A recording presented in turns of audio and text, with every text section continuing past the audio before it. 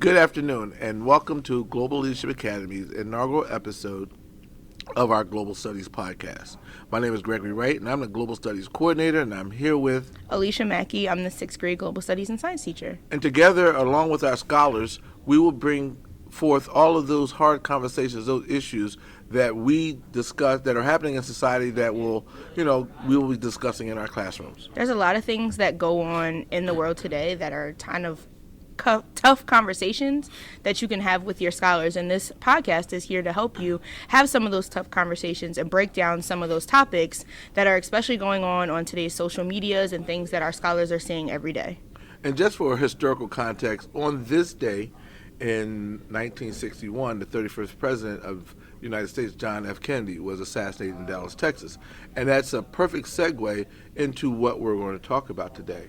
And that would be the Rittenhouse decision, the Kyle Rittenhouse decision. And I guess the question to pose is, are there two justice systems in America?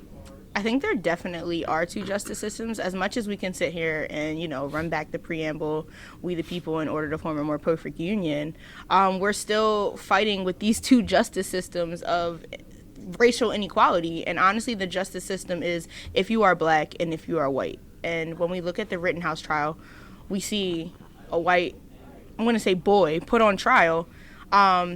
He's able to walk down the street, kill two Black Lives Matter protesters, and get away with it. Yeah, well, the opposing view or the pushback to that was he did not shoot until he was provoked. And while that may be the case I would raise at 17, are you allowed to have an AR-15, A? And B, if I'm in a town that's not my town, why am I there, once again, with the AR-15? So the entire concept of they're protecting property when the property has no identity to you or value to you other than it's someone else's property, or are you just there to be agitated to look for some trouble? Exactly. And I think the real question that a lot of us are thinking is, what if the tables were turned and he was black? This trial would have went a completely different way. And we've seen that on several different occasions. And so I guess the question that I want to put out to the atmosphere is, if Kyle Rittenhouse was, say, a black man, how do you think the trial would have went? How do you think the decisions would have went? How do you think people would have reacted to it? Because we did see, a lot in social media with the, as they say, the panic attack. But say that was one of us, and we did that, how would the media and how would we be portrayed, really be put out there as African Americans versus a white man? And you know what, that is the underlining question, but I'll pose one on top of that. The protest that you mentioned was because Jacob Blake, which people have now forgotten about, was shot 7, 8, 9 times in his back, just trying to get into his car. Found out there was no gun around, and once again, two justice systems, those officers were not charged with any crime, not even assault, right? So my question then becomes, 3 lives are lost here, and no one was has any accountability for those 3 lives. Once again, are there two justice systems? The first life was Jacob Blake.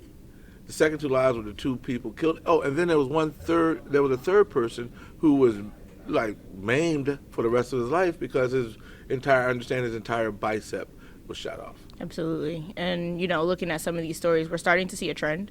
And even going back to the Central Park 5 situation, when we are put in these situations or put in these boxes where we're framed as something and it's not exactly what it is. And when we're looking at, situations like Trayvon Martin, has a lot of similarities to this case with someone who thinks that he's standing and protecting, when in actuality you should probably be minding your business.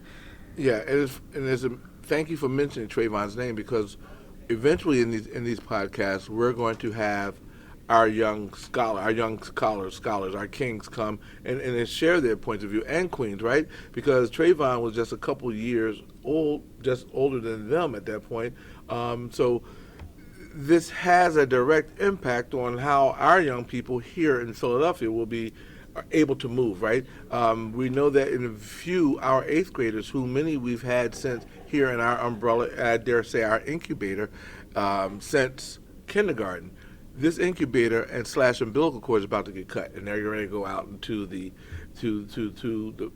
big world. Let's just say we're at high school, and they have to travel the streets, and some of them, are able to manipulate certain things to get by. But what about those? And then how about those people who just get caught up, just there, right? Just happen to be there.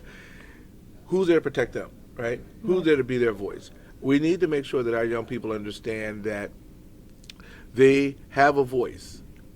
They are able to express themselves respectfully to adults, people of authority, and still be able to get their points across without being deemed or labeled whatever our young people are labeled just because they have hoodies on or walking around with whatever looking like young people do, and they're pretty much labeled as thugs, as hoodlums. Going back to the original point, I'm putting this out here, if Kyle Rittenhouse was black, would he be able to walk, even in an open carry state like Wisconsin, with an AR-15 around at 17, which then made it illegal for him to have? Right now, I think that he would not be able to have the same luxuries as he had moving forward with this trial. Because when you think about it, right, we as people of color are already put out here as a threat. So imagine one of us walking down the street with an assault rifle pointing it at people.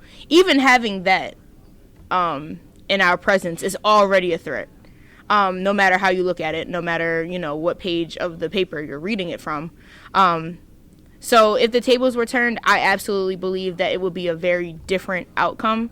And I honestly think probably we wouldn't even have made it to trial, because somehow, some way, the officers probably would have shut that situation down before it even became a situation. And when you're thinking about those types of outcomes, this is something that we as people of color are seeing very often. And I posed a question last week, kind of thinking about how we as black people shouldn't be shocked about this verdict. Mm-hmm. And I kind of brought up the question is, and in regards to the verdict, we as black people are not shocked. We're very numb to this. We're very used to these types of outcomes. What would be shocking if there was a guilty verdict. That would be the shocking part of this entire thing. But when he was acquitted of those charges, I was not shocked. I kind of looked at it as, oh, here's another one. And then we continue to move on. And I think that we as people of color are so numb to these decisions that how do we have the conversation as to, does that surprise you and does that shock you? Which is a perfect segue into our purpose here. Our parents are having these conversations with their children. So my question to them and to who all are listening is, what are we going to do about this? How are we going to deal with our young people, or to deal with them in terms of having these essential but hard conversations with our young men and women? We already have to have the 10 and 2 conversation when they learn how to drive, right? We already have to have the conversations, look, just go here, come straight back, here, make sure you call me when you get there. And I think that's overall a general parental covering, but it's also added with the asterisk to make sure you're okay, right, to make sure you're safe, to make sure that you did not or were not harmed in any way. Because if I don't hear from you, the first thing I'm going to do, and this is where it gets really sad, because if I don't hear from you, I immediately think something happened to you. Absolutely. So I guess we want to encourage you all to have these conversations with your scholars about their feelings and their thoughts towards this Rittenhouse verdict. And if you need help having conversations with your scholars, please use this podcast as a segue to do so. We hope that you have enjoyed episode 1. Yes, and I'll go one step, not further, but just as an addendum, to know that we will be pushing out content every other week, especially starting in January. But we wanted to start it off now, coming into the holiday season, to let you know that we'll be doing this for all of our scholars, right? We'll be having fourth graders on, fifth graders on, sixth graders, seventh graders, and eighth graders on these platforms, along with admins such as Dr. Booker, Ms. Blanding Choice, and any other administrator that is available to lend their perspective. And that's one of the things we do here at Global Leadership Academy. We offer different perspectives from a single view, right? So we have a issue, and we want different perspectives, so that way our young people, our scholars as we call them, can be well-grounded, well-suited, well-versed in whatever the issue is that is of the day.